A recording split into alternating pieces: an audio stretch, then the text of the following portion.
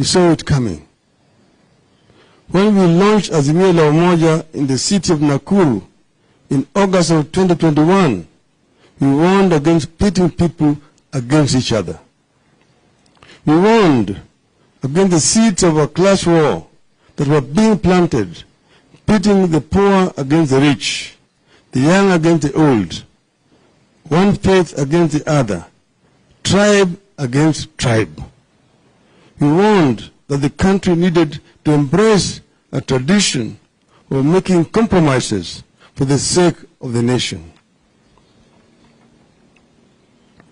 We warned that leaders need to unclench their fists and shaking hands for the sake of the nation, and we call for the cleansing of the land of the spirit of anger and bitterness, the spirit of revenge and entitlement, and to continue on a path that reconciles, unites, calms, and stabilizes the nation.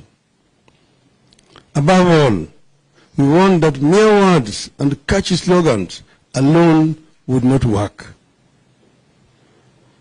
We told our people to study history and see where it had led those countries that fell victims to the sweet tongues of politicians who were selling snake oil to desperate populations.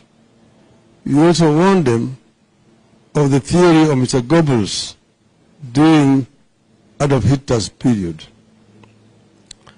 An angry and bitter duo of Ruto and Gachagua, usurped the will of the people, have now taken the low road and are summoning the worst demons to drive our nation into a ditch.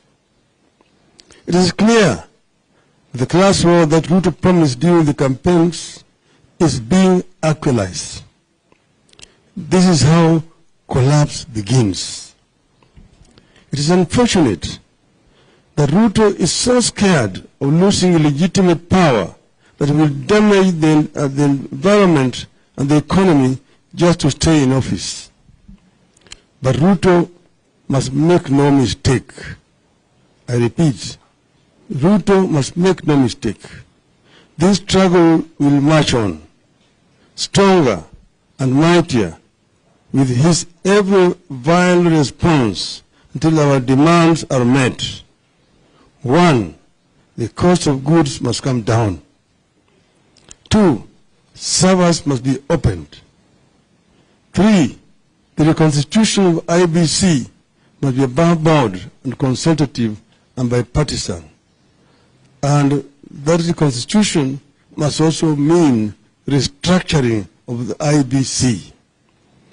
We have won against Ruto and his violence before. We shall win against Ruto and his violence again. End of statement.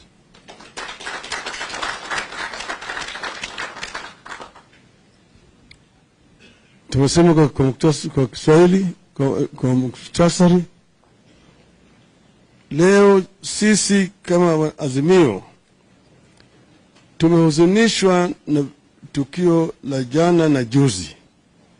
Kwanza, wafuasi wa Azimio wengi wameshikwa kiholela na polisi na kuwekwa kwenye seli kuanzia